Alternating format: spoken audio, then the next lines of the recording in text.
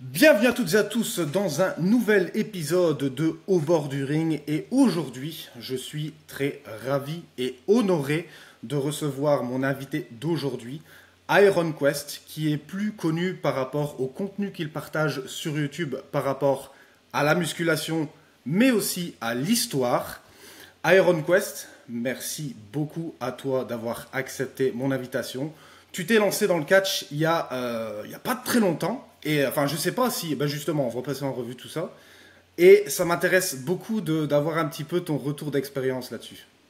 Bah écoute, salut à toi déjà et merci de m'avoir invité. Salut à tous les viewers, tous les auditeurs même qui écouteront ce podcast. Et effectivement, ma venue dans le catch a été assez tardive puisque tout s'est passé en 2023. Tu veux que je détaille tout depuis le début? Ben, ouais, justement, ben, je pense que le meilleur pour commencer, c'est qu'on commence directement par le début, parce que comme ça va nous permettre d'avoir une bonne idée de base dès le départ, quoi.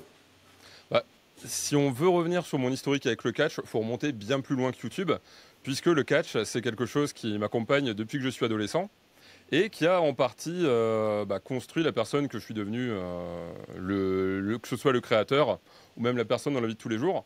Là, je porte par exemple un t-shirt Motorhead. Motorhead, comment est-ce que j'ai découvert le groupe?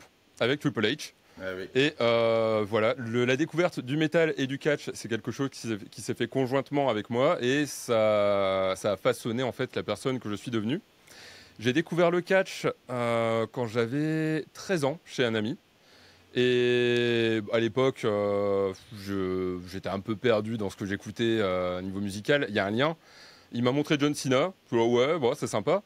Et après, il m'a montré l'Undertaker, il m'a montré Triple H. Et là, t'es adolescent, tu vois ces mecs-là. T'as toujours, tu connais pas trop le catch en fait, et tu prends tout premier degré. Et là, ça a été le coup de cœur instantané pour les disciplines.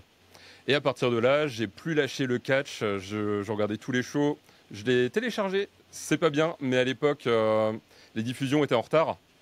Donc j'y avais accès via des liens de téléchargement. Et comme ça, tu avais les shows le lendemain de la diffusion aux États-Unis. Ce qui était quand même plus pratique.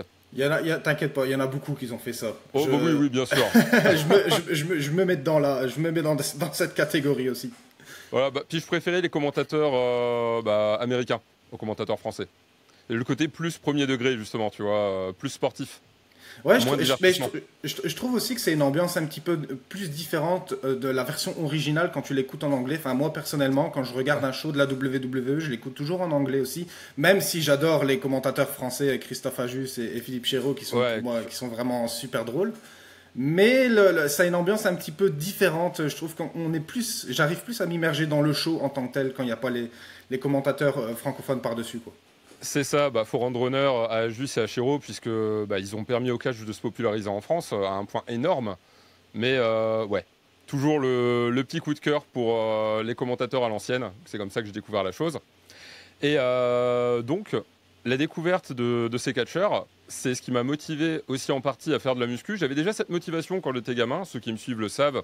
J'ai beaucoup été motivé par des personnages de fiction, que ce soit les personnages de comics, les personnages de manga, enfin Goku, Batman, Superman, ces trucs-là. Et à l'adolescence, la pointe de motivation en plus, ça a été le catch. Je me souviens d'une anecdote qui est un peu drôle. C'est que j'étais en train de dire que je voulais être comme Triple H en grandissant. Et là, il y a mon pote, on a 13 ans, qui me fait ouais, mais tu devrais faire au moins 100 pompes par jour si tu veux être comme Triple H. Et du coup, je me suis mis à faire des pompes en mode 100 pompes par jour. Bon, ça n'a pas marché. Bon, Il y a un si, physique. t'as un super bon physique, quand même. Je te remercie. Mais Triple H, il a d'autres secrets, on va dire, Oui, que les pompes. Comme ouais. beaucoup de catcheurs. D'ailleurs, ça m'a complètement matrixé. On pourrait y revenir plus tard pendant le podcast, puisque là, c'est pas la question. Mais voilà, le catch, c'est quelque chose qui m'a énormément marqué. J'en ai parlé dans une vidéo. Et parmi mes viewers, il y avait un certain Antoine Bernard, un nom qui doit parler à beaucoup de personnes dans la communauté du catch francophone.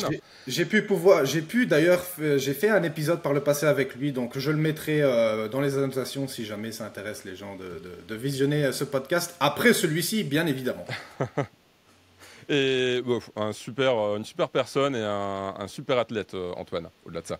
Et donc, Antoine me contacte Et il me fait je savais pas que tu aimais le catch, je suis catcheur, est-ce que ça te dirait de faire peut-être quelque chose sur le catch, une vidéo, quoi que ce soit? Ah bah oui, le catch c'est quelque chose que j'avais un petit peu lâché, pour être tout à fait honnête. Euh, à partir du moment où les storylines s'étaient beaucoup assagies à la WWE, quand tu avais la dame McMahon, j'ai plus son prénom, qui voulait être sénatrice. Stéphanie? Euh, Stéphanie McMahon? non, la femme de Vince. Ah, Linda, je pense. Linda, voilà, oui. Linda. Quand elle voulait rentrer en politique et du coup assagir un petit peu l'image du catch, moins d'hardcore, des storylines un petit peu plus sages, j'avais lâché. Et je suivais de loin, si tu veux. Je regardais un petit peu certains pay-per-view, des trucs comme ça, mais j'étais plus aussi assidu qu'avant.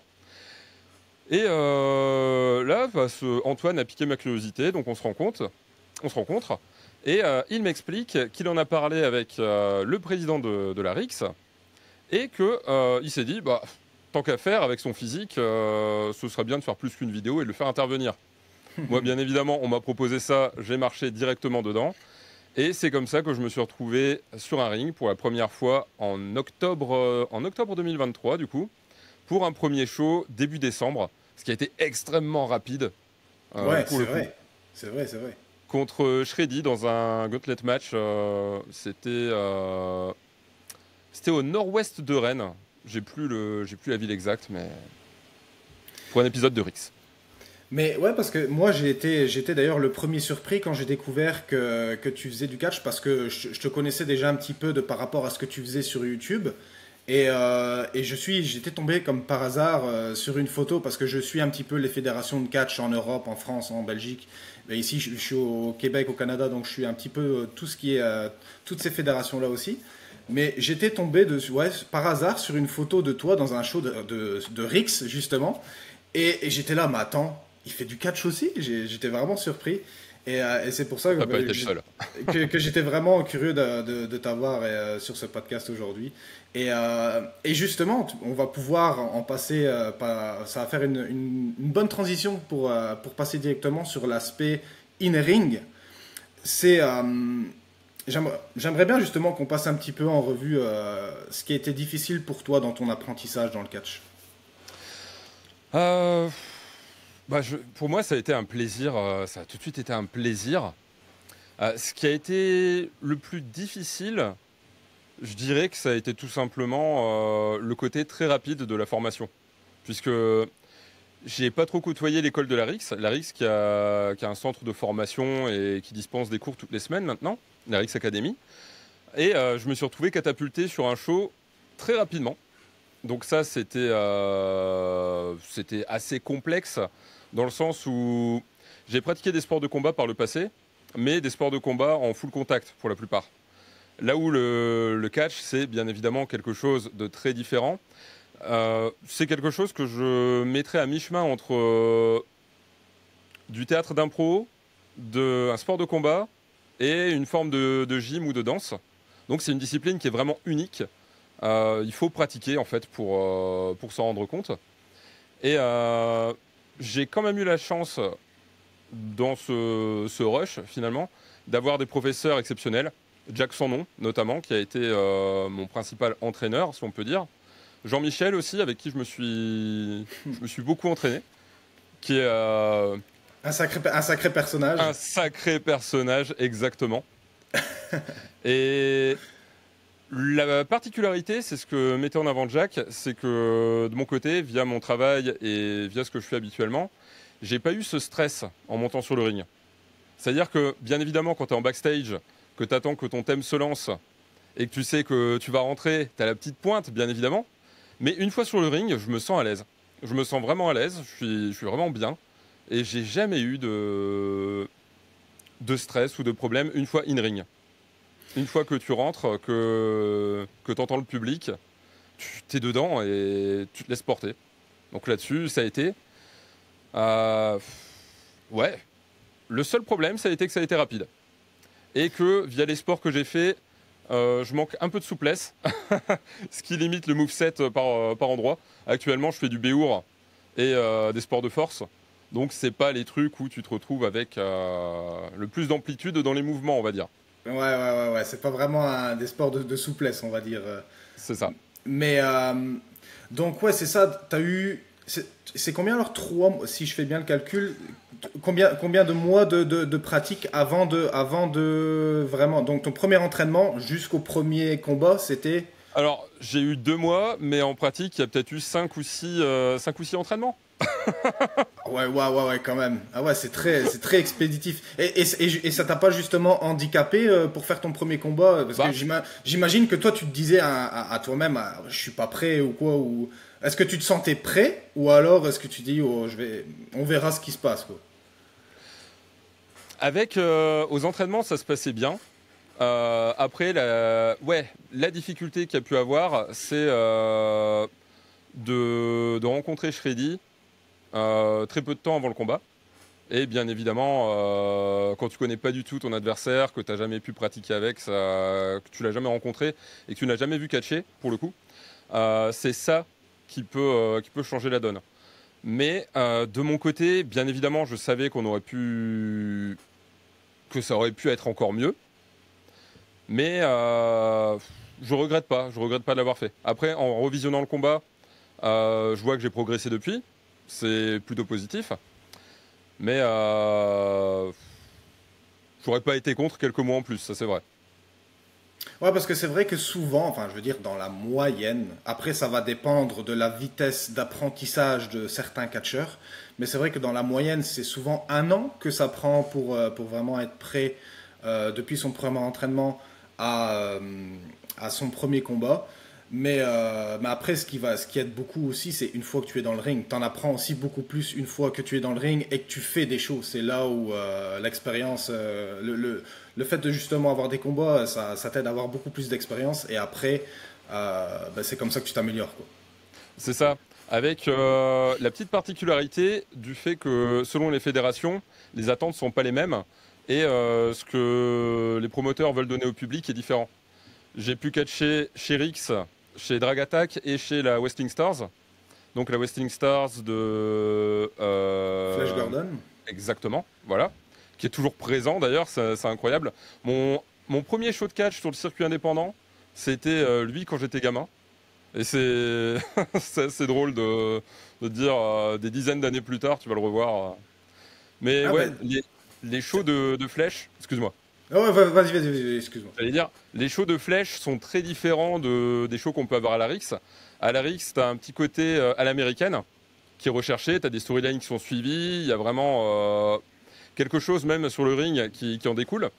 Là où, chez Flèche, c'est le but, c'est aussi de donner du spectacle à des gens qui ne sont pas dans le catch, des gens qui viennent d'un village, enfin tu vas aller faire un show par chez eux. C'est des grands-parents, imaginons, qui vont aller avec les petits-enfants voir du catch. Il faut qu'ils puissent être dedans et suivre les combats sans avoir forcément de connaissances en amont. Donc c'est pas la même manière de pratiquer. Et des choses qu'on a pu m'apprendre chez Rix, une fois à la Wrestling Star, c'est ah non, non, ça on évite, ça on évite. C'est un peu déstabilisant. Ouais, c'est vrai que parfois, par rapport à certaines promotions, faut s'adapter, faut adapter notre travail par rapport à ce qu'ils demandent, à ce qu'ils attendent, mais aussi par rapport au type d'audience qu'ils ont. Parce C'est que ça. c'est vrai que pour avoir été pendant 3 ans à la Wrestling Star, c'est que des fois tu peux te retrouver dans des shows, dans des milieux, enfin dans des coins un petit peu perdus où, allez, le catch c'est quelque chose qui n'est pas du tout, on va dire, que les gens ne connaissent pas bien, on va dire, si je devrais Ça. résumer comme ça. Et donc, à ce moment-là, ça change un petit peu notre méthode de travail dans le ring comparé à des personnes, à des fans de catch d'Internet qui sont hardcore et qui connaissent bien ça. Là, ça va être deux manières de travailler complètement différentes, quoi. Exactement. Et c'est des publics que j'ai beaucoup appréciés néanmoins avec la Wrestling Stars. C'est malgré le fait que ce soit des gens qui sont néophytes dans le monde du catch, c'est des personnes qui donnent vraiment énormément d'énergie, qui font énormément de bruit, qui pop tout le temps. Ouais. Et pour avoir été face dans des shows de la Wrestling Stars, ça c'est un petit plaisir. Tu débarques, tout le monde est fou. Et c'est vraiment agréable. C'est une très bonne XP. Ouais, parce que des fois, ils sont un peu plus faciles à travailler. Des fois, les gens qui connaissent pas vraiment le catch et on va dire, c'est l'événement du village, quoi. Des fois, quand c'est dans des petits villages, il y a un show de catch. Les gens, il y en a beaucoup qui n'ont jamais vu ça. Et pour eux, c'est l'événement. Et du coup, ils s'investissent beaucoup plus dans le show. Après, attention, je dis pas que l'autre type de foule est mauvaise Oui, non plus. bien sûr. Voilà, c'est juste une ambiance différente, mais c'est vrai que le public d'Internet, tout ça, ils savent déjà à peu près à quoi s'attendre. Et là, il faut les travailler un peu plus, quoi. C'est ça. Bah, je dirais qu'en tant que catcheur débutant, le public de la Wrestling Stars, bien évidemment, est plus facile. Ou les publics de convention. Parce que ça, c'est quelque chose que j'ai commencé à faire cette année, c'est catcher sur des conventions geeks.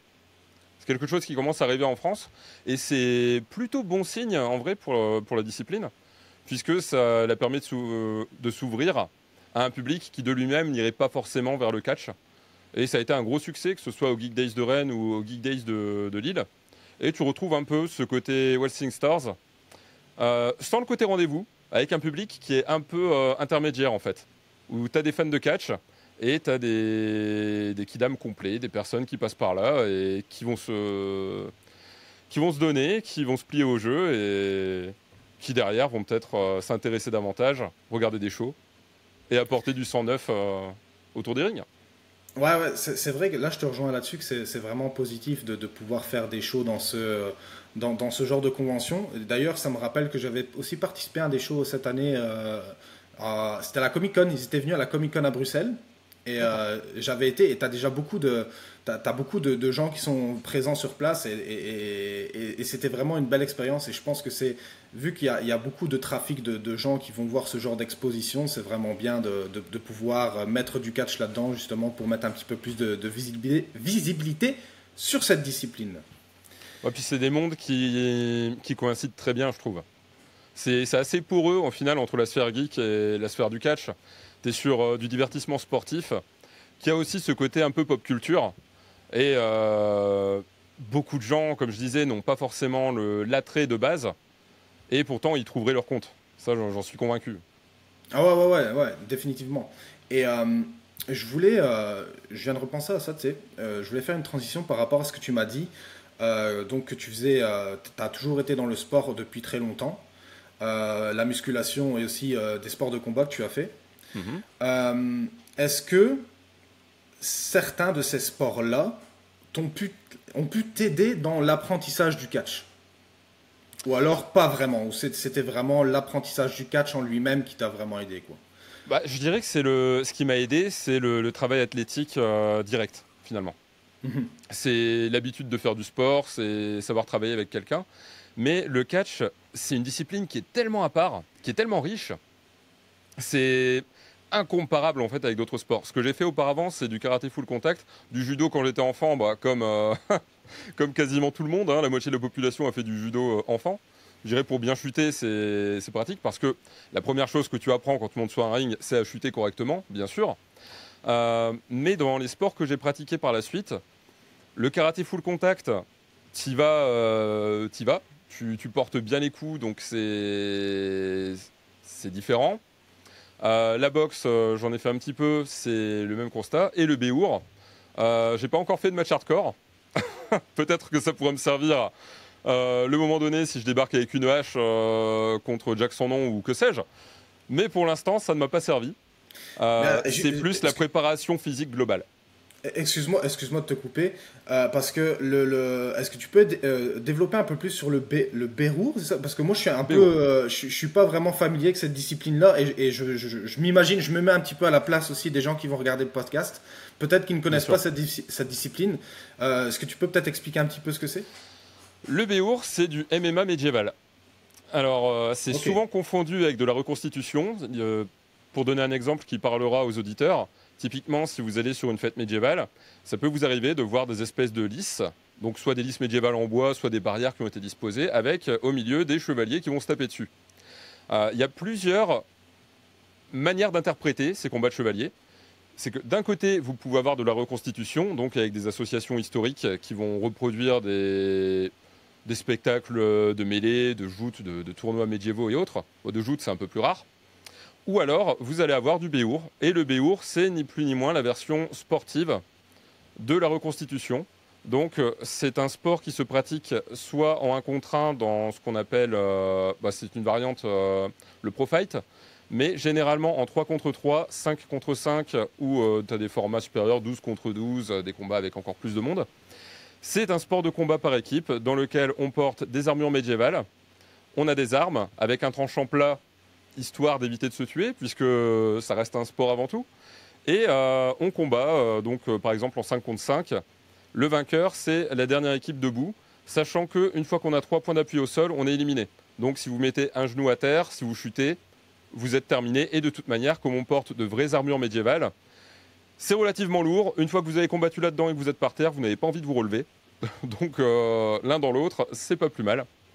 Et c'est un sport, comme je disais, qu'on peut rapprocher du MMA, dans le sens où coup de poing, coup de pied, coup de coude, coup de genou, coup de tête, des coups de hache, des coups d'épée, tout ce que vous voulez, tout est autorisé. À la seule exception des coups d'estoc. Donc les coups d'estoc, pour les personnes qui ne voient pas, c'est le fait de planter avec une lame. Vous allez planter comme avec une lance. Donc ça, on ne peut pas, avec les épées par exemple. Également les coups à la nuque et les coups à l'arrière des genoux. Et voilà, globalement, vous pouvez faire tout le reste. Ça a l'air pas mal bourrin quand même. Ouais. Très bourrin. Ouais, c'est un gros défouloir.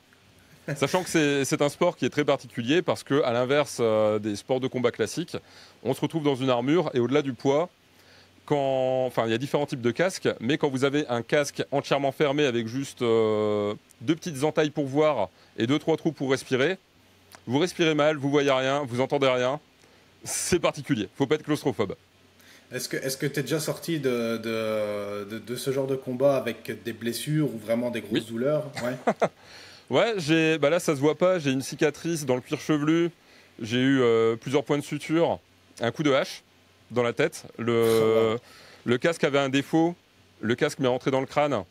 Et la vidéo est sur YouTube d'ailleurs, c'est une vidéo avec le youtubeur Jean Honche, où je l'avais initié au béour. Et à la fin, je retire mon casque, j'ai la moitié du visage qui est en sang. Et bon, c'est le genre de choses qui arrivent. Et encore en vidéo, à chaque fois que je filme du béour, de toute manière, il y a une catastrophe. J'ai eu une dent en moins qui a été remplacée, donc ça ne se voit pas esthétiquement, j'ai pas de problème. Mais je me suis trouvé en 2 contre 1 et je me suis pris un énorme coup de bouclier dans le casque. C'était pas mon casque, c'était un casque qui était un peu trop gros pour ma tête. Et le casque m'est rentré dans les dents en pleine poire avec le coup de bouclier. Donc une dent en moins. Ah, voilà, wow. c'est les 2 trucs qui me sont arrivés, c'est à la tête. Sinon, des hématomes, des coups, c'est le tarif classique.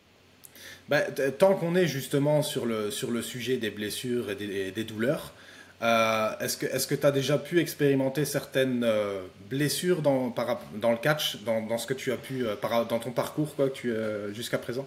La seule blessure que je me suis fait avec le catch, blessure vite fait, mais ça dépend de comment je vais le dire en fait. Là, je me rends compte. J'ai failli me faire un coup du lapin tout seul à l'entraînement. Oula, ok, ouais, c'est sérieux ça, le coup du lapin. Ouais, je suis monté sur la 3e corde, j'ai tenté un truc, j'ai très mal géré, et aïe. Après, ça va, j'ai des trapèzes très musclés et j'ai une très bonne charpente, donc ça aide. Mais ouais, c'est le seul moment où je me suis fait mal. In-ring, de toute manière, c'est après le combat où tu te rends compte des choses. Une fois que tu es dedans, vraiment, je sais pas, en tout cas, c'est mon ressenti. J'ai zéro appréhension, j'ai zéro stress et je sens pas trop, voire pas du tout la douleur. Tu prends des chutes et compagnie, tu les sens passer. Mais quand tu es dedans, tu es dans ton match, tu sais que tu dois aller au bout, tu sais ce que tu as à faire.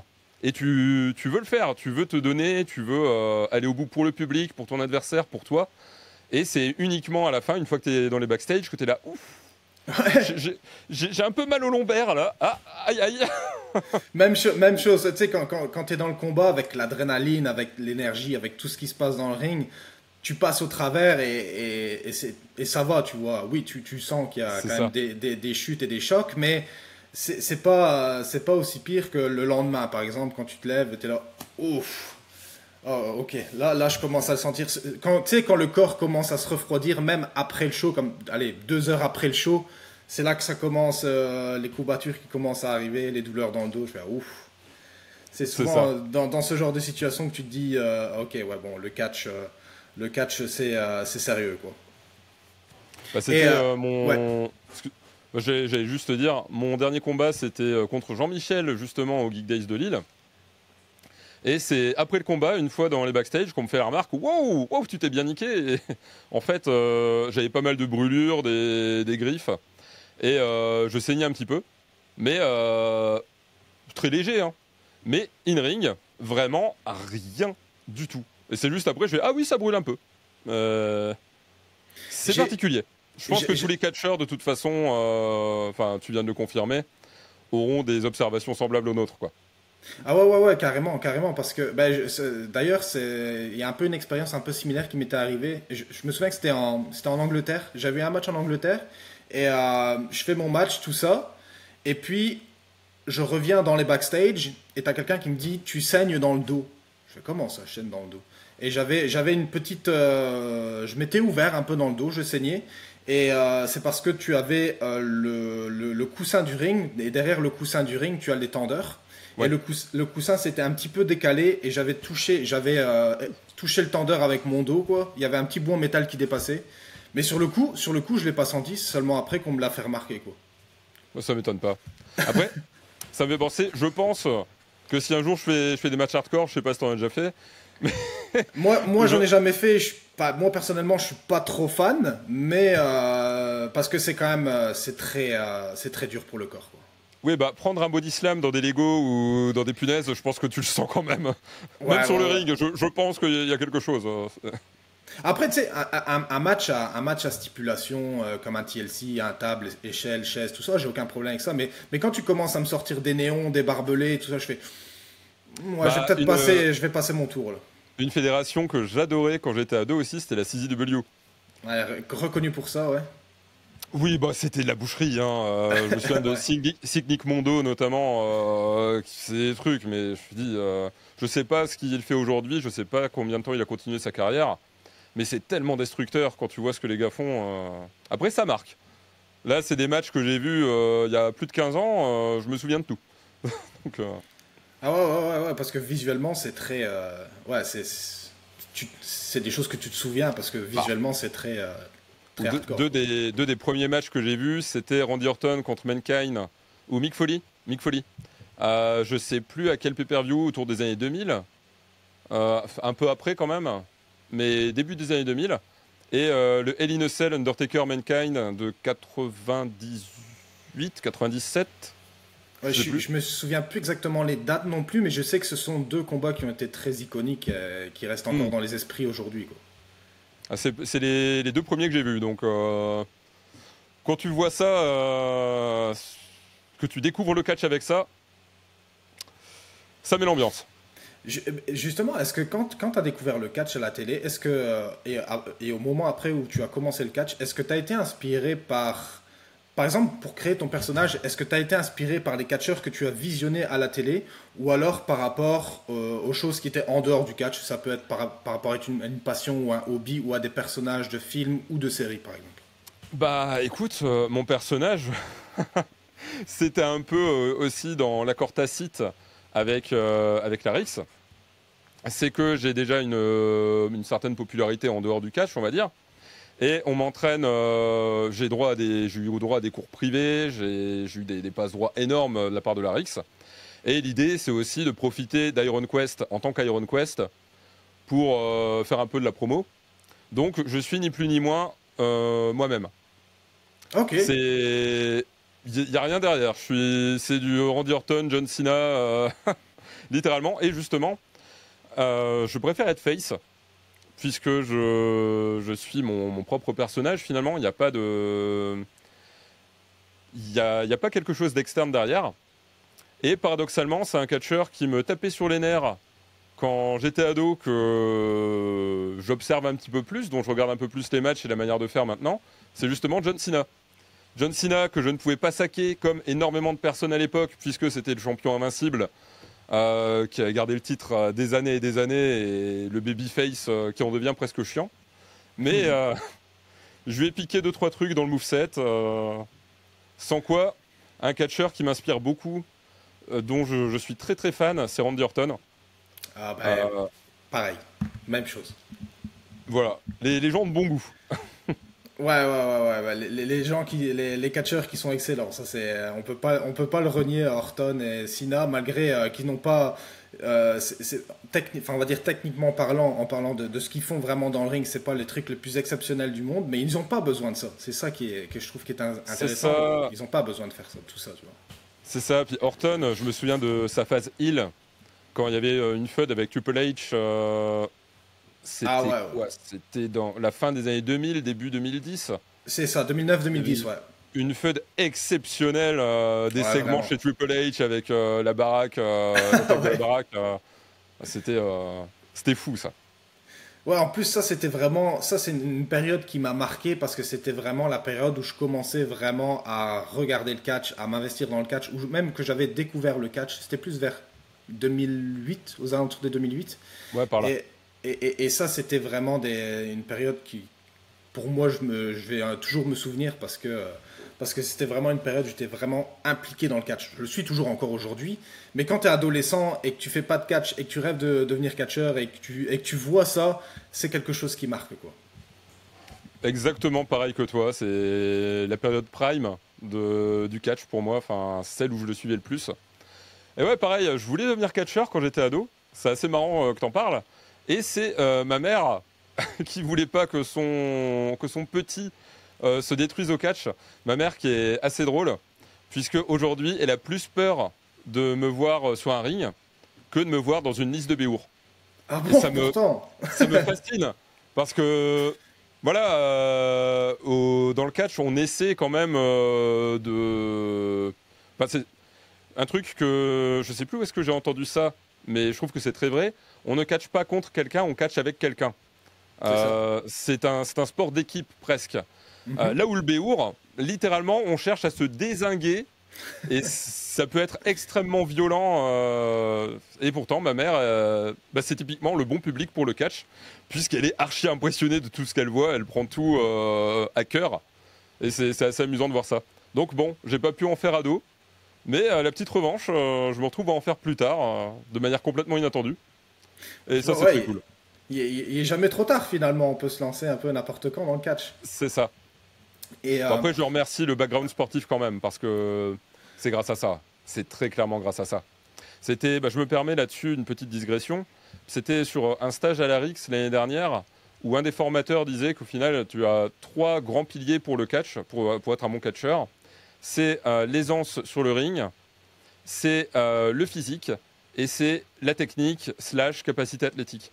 Et en gros, il suffit d'avoir deux des trois et tu peux déjà catcher.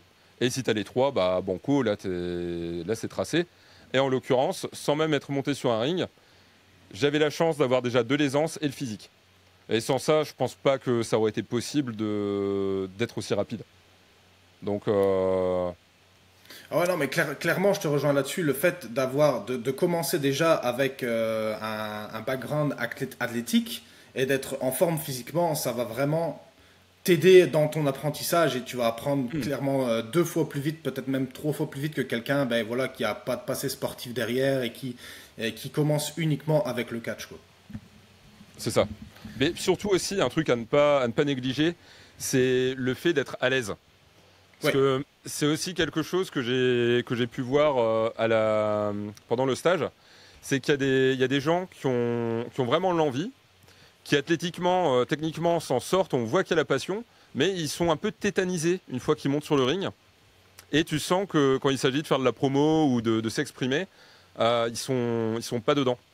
Et ouais, je pense que pour tous ceux qui voudraient se lancer, c'est un truc à envisager, c'est de soit de prendre des cours de théâtre, soit de lutter contre la timidité et d'apprendre à être vraiment à l'aise en public. Ça, Mais vraiment, ça, c'est le truc. ouais, Ouais. il y a beaucoup plus de catcheurs qui sont touchés par ça qu'on ne le pense par rapport aux promos et au fait d'être à l'aise devant une caméra. Ça touche beaucoup de catcheurs, mais c'est vrai que c'est quelque chose qui est tout aussi important que l'aspect physique, in-ring, apprentissage physique et tout ça. Mais après, ça, c'est aussi bien sûr quelque chose qui se travaille.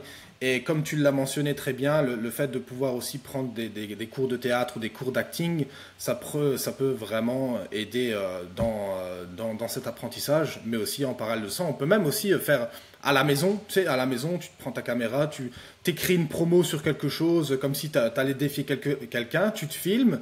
Et puis après, tu regardes ton retour de ce que tu t'es filmé. Et ça aussi, ça peut aider, tu vois. Il y a cet aspect-là et l'aspect prise de parole en public. Ouais. Parce que les deux sont vraiment différents dans le sens où quand tu vas être face à une caméra, ce que je disais, tu parles à un cyclope au début. En tant que youtubeur, je sais de quoi je parle. Les premières vidéos sont jamais bien glorieuses, mais c'est pas la même manière de t'exprimer quand tu as des dizaines et des dizaines d'yeux qui sont braqués sur toi et à un moment où tu vas juste regarder un objectif de caméra. C'est pas la même chose et c'est un travail un peu différent. Mais une fois qu'on s'est mouillé 2-3 fois, ça vient tout seul. Donc vraiment, ouais, le conseil, s'habituer à prendre la parole en public. Et c'est ça le plus important pour moi. Et ensuite, se dire, quand on regarde un objectif, que c'est ce public qui est devant, qui regarde. Parce que si tu fais l'inverse, si tu apprends à être à l'aise devant une caméra, mais que tu paniques quand il y a des gens autour de toi, ça peut être gênant quand tu te retrouves in-ring, justement, en dehors de tes promos. Ouais, c'est ça. C'est un conseil. Ah, absolument, non, mais c'est un très bon point parce que c'est vrai que c'est deux choses différentes. Parce que quand tu fais une promo face à une caméra, c'est pour peut-être promouvoir un combat ou quoi. Mais il y a aussi l'autre aspect de justement être capable de délivrer devant une foule, ce qui est effectivement deux choses différentes parce que ben ouais, là, tu as des gens qui te regardent, c'est pas juste une caméra. Et c'est aussi c'est une manière aussi différente de travailler. Bah, puis tu parlais de l'écriture du personnage. C'est là que ça peut être. Moi, là-dessus, je suis pas concerné parce que c'est très plat, c'est moi-même. Mais j'aurais apprécié justement cette possibilité. Peut-être un jour, un masque ou que sais-je, faire quelque chose de différent. Mais avoir un personnage avec du background, avec lequel on se sent à l'aise et auquel on peut s'identifier pour justement que ce soit naturel et qu'on puisse être paré pour interagir avec le public, interagir avec son adversaire spontanément et faire les choses sans que ça demande de préparation ou de réflexion.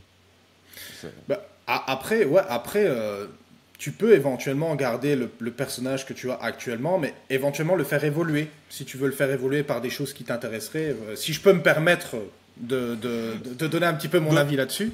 De mon côté, je me méfie juste des gens en dehors du catch qui pourraient faire des amalgames, tu vois. Ok. Et comme mon image, c'est avec ça que je vends, que je vis, que j'ai mes sponsors, tous mes trucs. Ça va vite. Internet va vite. C'est vrai. La bêtise des gens, parfois, elle est surprenante. Donc c'est pour ça, tu vois, rester face. Encore que, contre Jean-Michel, le premier combat contre Jean-Michel, c'était difficile d'être face. De toute manière, lui, pour tous ceux qui le connaissent, difficile de le voir en bad guy, le bonhomme. ouais, c'est vrai qu'il est très établi babyface, quoi. Ouais. Mais je voulais faire, tu sais, par rapport au... Je voudrais un petit peu avoir ton avis là-dessus sur les gens qui critiquent le catch. Par exemple, les gens qui disent, ouais, le catch, c'est faux, c'est fake, tu sais, les fameuses... Heureusement, tu sais, maintenant, ça a beaucoup évolué. Les gens... J'ai l'impression qu'avec le temps, les gens commencent beaucoup plus à respecter le catch. Mais il y a encore toujours une petite minorité de personnes qui critiquent le catch et qui disent que ce qu'on fait dans le ring, c'est facile, entre guillemets, tu vois, ou c'est fake. Et je voudrais avoir un petit peu ton avis là-dessus parce que justement, toi qui t'es lancé dans le catch, tu sais maintenant ce que c'est d'être dans le ring, quoi. C'est ça. Je commencerai par une généralité. C'est qu'on ne peut pas plaire à tout le monde et que malheureusement, plus une activité sera populaire, plus elle aura de rageux. Donc, plus il y aura de rageux pour le catch, mieux ce sera pour la discipline, finalement, d'un certain sens. Mm-hmm. Et ensuite, pour ces personnes, c'est ni plus ni moins de l'ignorance. Il y a une part de troll, bien évidemment, des gens qui, comme sur tous les sujets, sont juste prompts à critiquer. Et il y a des gens qui se font des fausses idées. Mais le catch, c'est quelque chose de tellement complet et c'est incomparable avec n'importe quel autre sport de combat. J'ai fait du karaté full contact. C'est impossible de comparer ça avec du catch parce que d'un côté, tu es juste sur un combat bien ancré dans le réel, un combat qui est là. Mais dans le catch, tu es sur un combat dans lequel tu dois prendre soin de ton adversaire, d'un certain sens, ce qui est assez paradoxal. Tu dois pouvoir être en permanence connecté au public, que ce soit dans des phases où tu vas subir une hit et où tu dois garder ce contact avec le public pour faire ressentir des choses, animer le combat, le faire vivre, même en étant dans une position de soumission, ou à l'inverse, quand tu es en train de dominer, réussir à garder pareil ce lien. Donc, il y a une interaction qui est constante et ton attention, elle n'est pas focalisée uniquement sur ton adversaire, elle doit être également fournie pour le public. Donc là-dessus, c'est un travail qui est énorme. Il y a un travail de mémoire, puisque tu dois savoir ce que tu fais. Tout n'est pas forcément répété par cœur, etc. Enfin, tu vas avoir l'establishment, le début du combat, tu vas avoir la phase des faux finishes, la phase des finishes. Mais tu as ce travail vraiment mental que j'ai jamais retrouvé dans aucun autre sport de combat. C'est-à-dire que tous les catcheurs connaissent cette phase où tu te retrouves en backstage avant un combat, tu es face à ton adversaire, et là, il y a cette espèce de shadowboxing, de shadow prise aussi, je sais pas comment on pourrait dire, où tu répètes le combat, et du coup, ça fait qu'une fois sur le ring, tu dois être athlétique, tu dois gérer tes émotions, tu dois gérer les émotions du public, tu dois donner de ta personne et tu dois te remémorer de ce que tu dois faire, non seulement pour ta sécurité, mais aussi pour la sécurité de ton adversaire. Et tout ça, c'est énorme, c'est juste énorme. J'ai jamais vu ça dans aucune autre discipline. Et je pense que si les gens se rendaient compte de tout le travail, de toutes les dimensions différentes qu'on peut retrouver dans un combat de catch, bah t'en aurais plus des rageux. Ou alors t'aurais juste des trolls. Mais t'aurais plus personne qui critiquerait premier degré. Ça, j'en suis convaincu. J'aurais pas pu mieux résumer que ça, mais c'est vrai que les gens ne réalisent pas à quel point c'est compliqué et qu'on doit s'investir dans plein d'aspects différents. Et c'est ça justement qui, comme tu l'as dit, qui rend le catch unique et aussi difficile en même temps. Et c'est pas fait pour tout le monde non plus. J'ai déjà entendu dans le monde du catch, dans le monde du catch qui disaient ouais, n'importe qui peut se lancer. Oui, certes, mais c'est pas tout le monde qui va réussir et qui va être à l'aise avec cette discipline. Ouais, et ce sur plusieurs aspects. Il y a l'aspect sur lequel j'avais un petit peu insisté tout à l'heure, qui est celui de l'aisance, où tu as des gens qui malheureusement vont être timides, maladifs et vont être très introvertis. Pour des personnes comme ça, c'est peut-être compliqué de se mettre en scène, parce que le catch, c'est d'abord se mettre en scène. Avant de combattre ou avant quoi que ce soit, il y a d'abord cet aspect-là. Ou alors aller sur des gimmicks qui justement sont adaptés, mais c'est très spécifique. Et puis après, je pense à une personne... il y a notamment une personne que j'ai en tête. Certains des catcheurs que j'ai côtoyés auront la ref, mais tant pis pour les autres. Qui est une personne qui donne énormément pour s'entraîner, qui s'investit terriblement, mais qui n'est vraiment pas faite pour tout ce qui est athlétique, pour tout ce qui est sportif, et qui se met en danger malheureusement assez souvent, et qui parfois peut même mettre en danger ses adversaires. Mais imaginons quelqu'un qui pratique depuis des années et des années et des années et des années et qui n'arrive pas à bumper correctement, par exemple. Là, ça peut être gênant parce que c'est ta santé que tu mets en jeu à chaque fois. C'est ta santé et en plus l'intégrité physique de la personne avec qui tu vas travailler. Et là, ça devient problématique. C'est ça. Et même si c'est une prise que tu reçois, si tu la prends mal mais que tu fais pas les bonnes choses pour bien la prendre, même si ton adversaire ne sera pas blessé physiquement, tu le blesses psychologiquement parce que y a forcément cette culpabilité, il y a ce truc-là. Du moins, faut vraiment voir le catch, c'est ce que je disais tout à l'heure, comme un sport avec quelqu'un. Et c'est la grosse base. C'est ça, exactement. Donc, les personnes qui vont regarder ce podcast, prenez ça en considération quand même avant de vous lancer dans le catch. Mais bon, après, des fois, les gens, ils s'en rendent compte pendant leur parcours, une fois qu'ils ont pendant leur formation. Et après, c'est à ce moment-là que tu vois ceux qui continuent et après ceux qui arrêtent, quoi. Ceux qui sont faits pour ça et ceux qui sont pas faits pour ça, le catch. Mais je suis néanmoins d'accord avec un truc, c'est que c'est un sport qui est très ouvert et il y a de la place pour énormément de personnes. Juste pour certaines personnes, ça ira plus vite et pour d'autres un peu moins. Et il y a juste des cas dans lesquels il y a des problèmes plus embêtants comme les deux qui ont été évoqués. Mais il faut essayer. Le plus important de toute façon dans la vie, c'est de ne pas avoir de regrets. Donc là-dessus, si quelqu'un a envie, faut foncer. Pour avoir le meilleur avis possible, c'est tout simplement d'essayer, quoi. Et après, c'est là que tu pourras prendre des décisions à savoir si c'est pour toi ou pas, quoi. Exactement. Et ici, en ce qui concerne ta fréquence de show, est-ce que t'es à combien de shows à peu près par an ou depuis les derniers mois, on va dire?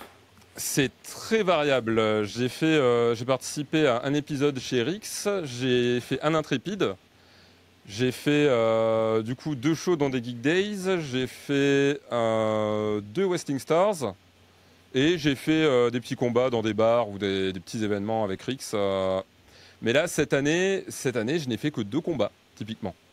Okay. Et le truc qui est un peu particulier cette année, c'est que je suis en plein déménagement et je me suis éloigné de la Rix puisque je suis désormais dans le Nord-Pas-de-Calais, donc il y a 500 km de différence et j'ai un emploi du temps qui est en bazar comme pas possible. Donc c'est un peu plus compliqué pour moi de côtoyer les rings de la Rix. Je devais avoir 2 shows en fin d'année qui malheureusement ont été annulés pour raisons budgétaires aux Geek Days de Brest et aux Geek Days de Lille. Mais on trouvera d'autres occasions. Et moi, là, j'attends, si tu veux, que mon déménagement se poursuive. Enfin, là, les gens peuvent voir sur le retour caméra. C'est un peu le bazar, mais c'est pas chez moi. C'est un truc transitoire. Et une fois que je serai posé, l'objectif, c'est vraiment de reprendre le catch plus sérieusement, d'avoir des shows plus réguliers. Il y a quelques discussions qui sont en cours, toujours avec la Rix. Mais je ne vais pas divulguer quoi que ce soit pour l'instant et les intéressés verront le moment venu. Sachant que moi, de mon côté, c'est quelque chose que je teasais tout à l'heure.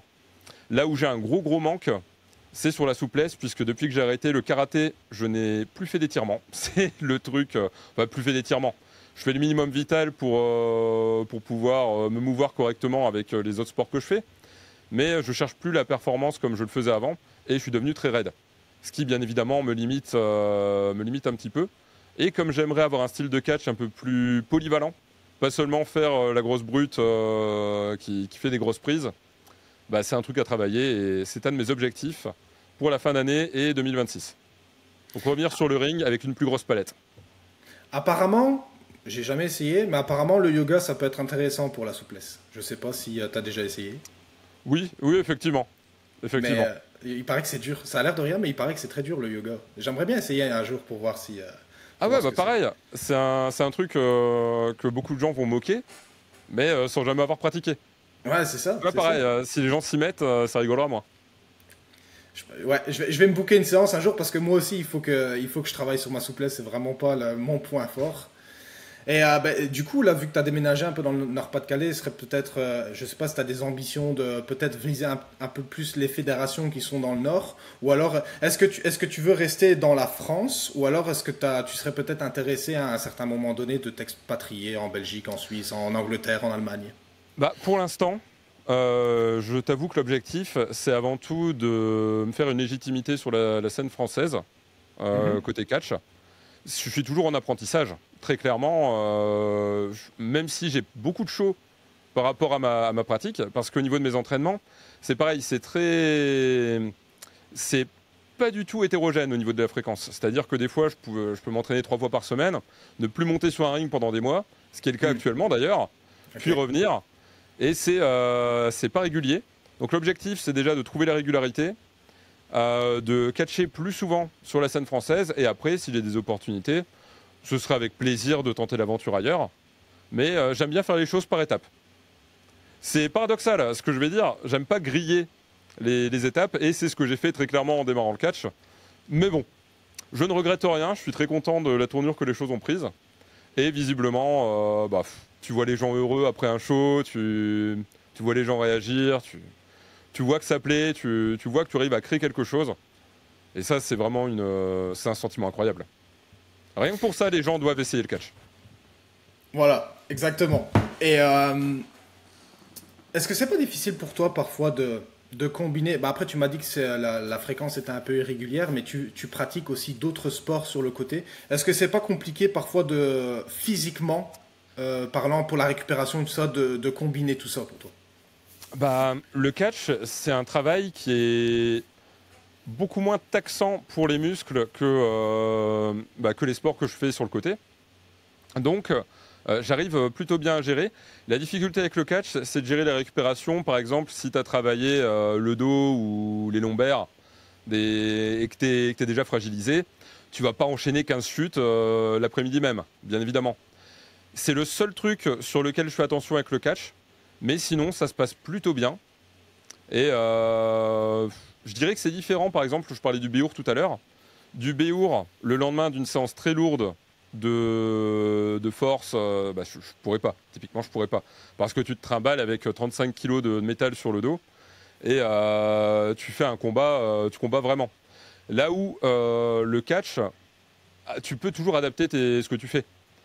Si tu as envie de prendre beaucoup de chutes, si tu peux en prendre beaucoup, tu vas en prendre beaucoup. Et si tu es dans une journée où tu sens que niveau lombaire c'est risqué, tu vas plus travailler tes frappes, tu vas travailler autre chose. Donc il y a possibilité de faire plein de choses. Et sur cet aspect-là, ça ne m'a pas dérangé.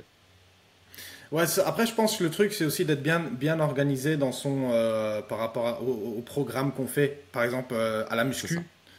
Faire un programme d'entraînement qui va bien fitter avec les autres sports de combat qu'on fait sur le côté, justement pour essayer de maximiser un peu la récupération et de pas travailler sur une zone qui est déjà courbaturée, quoi. Bah, exactement, et après mon cas il est très particulier et ça je pense que c'est important de le noter pour les gens qui nous écoutent, c'est que je vis de YouTube maintenant, je suis youtubeur donc fitness et histoire mais à fitness dedans et entre guillemets c'est mon métier que de m'entraîner. Donc j'ai du temps pour récupérer, j'ai ma nutrition qui est, bon, sauf période de relâche, qui est plutôt bien optimisée. J'ai tous les compléments alimentaires qu'il faut pour accélérer la récup. C'est-à-dire que je suis plutôt bien. La situation serait complètement différente pour quelqu'un, imaginons, qui travaille sur les chantiers, qui a un métier archi crevant et qui doit jongler avec de la muscu, du catch. Là, bien évidemment, c'est pas les mêmes limonades. Donc, c'est important à noter. Ouais, c'est vrai qu'aussi le mode de vie qu'on a à l'extérieur du catch, ça peut vraiment beaucoup influencer. Mais après, je pense que peu importe le mode de vie qu'on a, je pense qu'il y a toujours moyen de s'arranger pour que on arrive à trouver le temps à faire ce qu'on veut, que ce soit la musculation, le catch. Parfait exemple, dans ma situation, je travaille 40 heures semaine, je ne vis pas de YouTube et justement, moi aussi, je fais toujours en sorte d'essayer de me faire un bon programme pour pouvoir jongler là-dessus avec le catch, la musculation et le travail que j'ai en dehors de YouTube et aussi YouTube en question, parce que mine de rien comme ça, YouTube, certes, j'ai pas des milliers d'abonnés, mais ça prend du travail, ça prend de l'écriture, ça prend faire des montages vidéo, etc. Donc à la fin de la semaine, le temps, des fois, ça me manque de temps. Je manque un peu de temps. Dis-toi, j'étais dans la même situation que toi avant de vivre de YouTube, puisque pendant un an, j'étais cadre dans le ministère de la Justice en France. Donc, je bossais pareil, minimum 40 heures quand tu n'étais pas retenu sur le lieu de travail. Et j'avais facile 1 heure sans les bouchons de route pour aller et venir par rapport à l'endroit où j'habitais. Donc, pendant cette période, je continue à m'entraîner en muscu comme je m'entraîne aujourd'hui.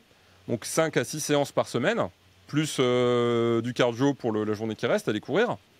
Et on peut toujours y arriver, mais typiquement, j'étais levé le matin à 6h30, je rentrais chez moi, il était 23h. Ça fait des sacrées journées, hein? Ouais, en comptant la pause du midi, j'avais une pause au midi qui était assez longue et qui était de 2 heures et que je pouvais pas compresser, si tu veux. J'avais pas le temps de rentrer, donc je restais sur mon lieu de travail, finalement. Et ça fait du temps que tu as en moins pour faire quelque chose. Et le soir, tu rentres, tu as juste le temps de prendre une douche, de manger après ton sport, peut-être de scroller 10 minutes sur ton portable et aller hop, au dodo. Donc, j'ai réussi pendant un temps, mais c'est compliqué. Et là où je te mets un petit disclaimer, fais attention, hein, c'est que je fais plus d'heures, figure-toi, depuis que je suis youtubeur à plein temps que quand je bossais là-dedans. Mais c'est un métier passion. Donc je ne me plains absolument pas, j'ai une chance inouïe là-dessus. Mais c'est juste pour dire, C'est pas parce que tu as ton compte que tu vas moins bosser. Je voulais juste Ah ouais, dire ouais, ça. je suis complètement d'accord avec ça parce que tu sais, les gens, des fois, quand ils regardent YouTube de l'extérieur, ils se disent, wow, c'est quoi, il filme, il écrit quelque chose, il filme pendant 10 minutes, il fait un montage d'1 heure et puis il le met en ligne. Non, non, non, non, c'est pas comme ça. Bah après, tu sais, Si moi, je suis seulement. pas, je suis pas à temps plein, c'est pas mon métier, mais je suis conscient que ça prend énormément de travail, plus que qu'on ne le pense, que ce que les gens pensent, quoi. Oui, bah, je vais pas m'épandre sur la question puisque c'est un peu hors sujet, mais effectivement, aujourd'hui, YouTube, c'est de plus en plus la télé. C'est la nouvelle télé finalement. Quand tu regardes les productions, quand tu regardes ce qui marche, c'est une qualité qui est presque meilleure que ce que tu aurais sur des chaînes nationales, du moins en France. Donc, si tu veux réussir sur YouTube, maintenant, en format vidéo longue, j'entends, c'est des choses très produites, avec des caméras qui coûtent une fortune, c'est filmé en log, donc tu as de l'étalonnage à faire, tu as du mixage son à faire. C'est plein de métiers en un, et tu te retrouves vite avec des équipes complètes, ne serait-ce que pour faire des vidéos que les gens vont regarder en allant aux toilettes, si tu veux. Donc, tu te dis, Mais mince, surtout pour, tu sais, moi j'ai pu, tu sais, je suis quand même un petit peu ta chaîne. Surtout pour le qualité que enfin le type de contenu que tu sors, c'est pas genre tu te filmes comme ça à l'arrache avec et tu mets ça en mode vlog, pas travaillé, pas de montage, pas rien. Non, on voit vraiment que tu mets l'effort sur ton contenu, quoi. Et ça, évidemment, ben ça inclut ça prend beaucoup de temps, quoi, à faire. bah, je te remercie. Ben, avec plaisir, avec plaisir. Et d'ailleurs, ben, ça va être une parfaite transition, je pense, pour arriver à aller tout doucement vers la conclusion de cette vidéo. Mais bien entendu, avant de conclure, je vais te laisser, si jamais il y a une dernière chose que tu voudrais ajouter, n'hésite pas. Et aussi, par la même occasion, ben, tu peux partager tes réseaux sociaux que je vais mettre en bas dans la description. Bah, effectivement, bah, déjà, je vais rebondir sur quelque chose qu'on a déjà dit, c'est que j'invite toutes les personnes qui hésitent à se lancer, parce que le catch, c'est vraiment une discipline incroyable.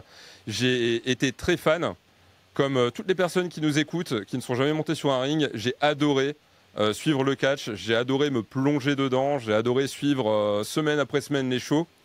Et le fait de pouvoir monter sur un ring, c'est quasiment un rêve qui s'est réalisé finalement. Et c'est un rêve qui peut être apporté,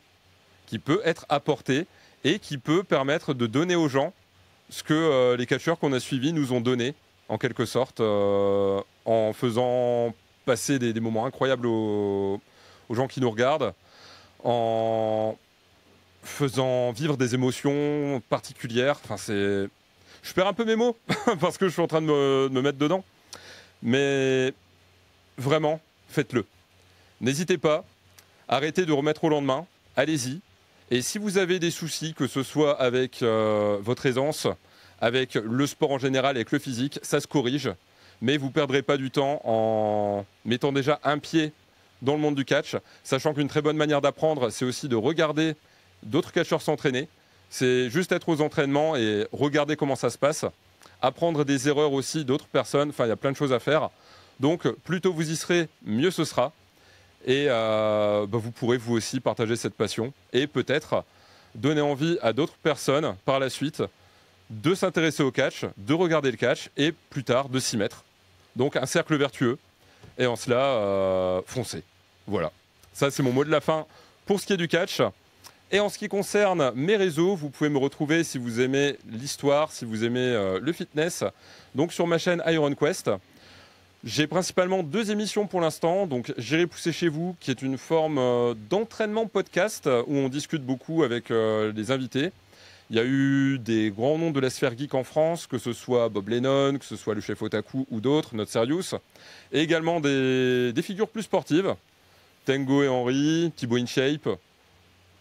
Allez voir, c'est la meilleure chose à faire pour vous parler du concept qui est un peu particulier. C'est pas vraiment de la muscu pour de la muscu. L'humain, c'est le plus important là-dedans. Donc, si vous avez du temps, c'est des formats qui sont longs. Et sur le côté, ma 2e émission, Histoire musclée. Donc, le corps, c'est quelque chose qu'on partage avec nos ancêtres, qu'on a depuis des milliers d'années. Au niveau des historiens, on n'en parle pas beaucoup. Et pourtant, c'est quelque chose qui a toujours été entretenu, qui a toujours été mis en valeur. On n'a pas attendu le 21e siècle pour travailler nos corps, pour faire du sport, pour vivre tout simplement. Et l'idée de cette émission, c'est d'aborder tous ces sujets-là. Donc si vous voulez, le fitness façon historique. Voilà, il y a d'autres choses qui arrivent. Je vous laisse découvrir ça. Et si vous voulez me suivre de plus près, vous avez Instagram où je partage régulièrement des stories, mon quotidien, mes entraînements. Et j'espère vous y voir nombreux. Quelle belle manière de terminer ce podcast, Iron Quest. Merci encore une nouvelle fois à toi d'avoir partagé ce moment avec moi. Je vais mettre tous les détails en bas dans la description. Et aussi pour les personnes qui veulent visionner ce podcast, qui vont visionner ce podcast, n'hésitez pas à me laisser savoir votre avis en bas dans l'espace commentaire. Et quant à moi, je vais vous dire à la prochaine pour une nouvelle vidéo. Salut tout le monde!